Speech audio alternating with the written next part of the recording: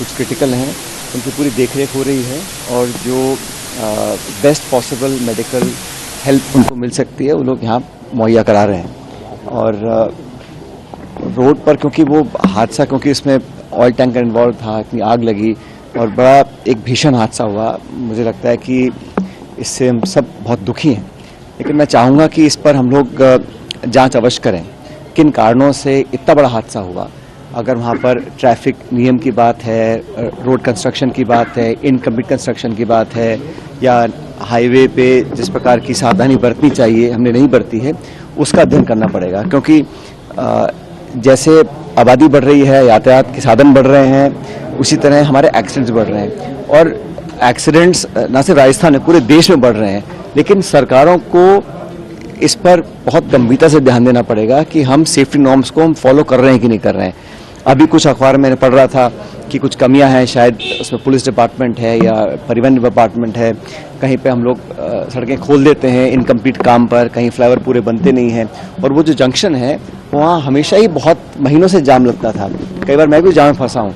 लेकिन इस प्रकार का हादसा होगा कल्पना नहीं करी थी। इसलिए आने वाले समय में अगर हमें ऐसी घटनाओं से बचना है तो बहुत सावधानी बरतनी पड़ेगी, न सिर्फ सरकार को लेकिन जो लोग भी हैं, हम लोग भी जो सड़कों पर चलते हैं थोड़ी सावधानी से काम करें। क्योंकि जिस प्रकार आग लगी है, लोगों की मौत, मैं देखकर बड़ा मन खराब हुआ। क्योंकि 70% 80% बर्न्स लोगों को हैं जो अभी आईसीयू भर्ती हैं और बहुत लोगों की मौत हुई है। मैं बड़ा दुख हम सब लोगों को, उम्मीद करता हूं कि ऐसी घटना कभी ना हो। मृतकों के लिए सरकार से कोई विशेष मांग नहीं, सरकार ने, जहां मेरी जानकारी, सरकार ने कुछ आर्थिक मदद लोगों को दी है और भी अगर जरूरत पड़े तो सरकार को करना चाहिए, ना सिर्फ राज्य सरकार को लेकिन केंद्र सरकार को भी। क्योंकि ये अधिकांश जो लोग थे वो बहुत साधन संपन्न नहीं थे और वर्किंग क्लास के लोग थे, तो उनकी जितनी सहायता हो सकती है करनी चाहिए, सरकार को भी, हम सब लोगों को करनी चाहिए।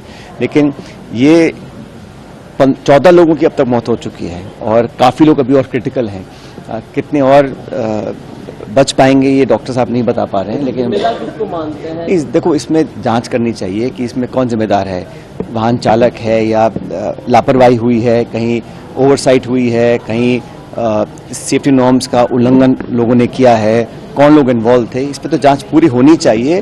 लेकिन जांच के बाद उस जांच से सबक लेना पड़ेगा। हम हर बार घटना होती है, जांच कराते हैं, फिर ठंडे बस्ते में डाल देते हैं। उसको लागू करने के लिए, सेफ्टी नॉर्म्स को लागू करने के लिए, अच्छी प्रैक्टिस लागू करने के लिए मापदंड बनाने पड़ेंगे और कोई ना कोई जिम्मेदारी लेगा हर स्तर पर, सरकार के स्तर पर, जिला स्तर पर, विभाग के स्तर पर, डिपार्टमेंट के स्तर पर और समाज के स्तर पर भी। लेकिन इस प्रकार की घटना होने से पूरे देश में आज एक शोक का माहौल है और मैं दोबारा जो जिनकी मौतें हुई हैं उन सब के परिजनों को अपनी सांत्वना देना चाहता हूं और उम्मीद करता हूं कि जो लोग अभी हॉस्पिटल में हैं ये सब बहुत जल्दी स्वस्थ हो जाए। स्थानीय लोगों का मानना है कि वो जो कट है वो लंबे समय से इसी तरह की वहाँ पर बनी रहती है दुर्घटना की। पहले छोटी-मोटी घटनाएं हुई, वहाँ पर छोटी-मोटी घटनाएं नहीं, ऐसे बहुत से चोक पॉइंट्स हैं और ब्लैक पॉइंट्स हैं जहाँ पर अक्सर एक्सीडेंट्स होते हैं। और इसका मैंने देखा था कि भारत सरकार अध्ययन कर रही थी कि हम कैसे जो ब्लाइंड स्पॉट्स हैं, डार्क स्पॉट्स हैं, एक्सीडेंट प्रोन जोन्स हैं, उस पर हम कुछ एहतियात बरतें। लेकिन बहुत ज़्यादा कामयाबी मिली नहीं है क्योंकि हर साल हमारे रोड एक्सीडेंट्स और एक्सीडेंट्स में होने वाली मौतें बढ़ रही हैं। और इसका तो जो परिवहन मंत्री हैं उन्होंने सदन में भी कहा पार्लियामेंट के अंदर कि हम लोग रोक नहीं पा रहे हैं। जो मौतें, लाखों की तादाद में लोग सड़कों पे मौत का शिकार हो रहे हैं, तो हम लोगों को as a country, as a nation सोचना पड़ेगा कैसे रोका जाए। हम हाईवे बना रहे हैं, national highway, state highway, MDRs बन रहे हैं, सड़कें बन रही हैं, गाड़ियां लाखों बिक रही हैं। लेकिन जिस लापरवाही से हम लोग अपना जीवन बिता रहे हैं वो मुझे लगता है आने वाले समय के लिए ठीक नहीं है।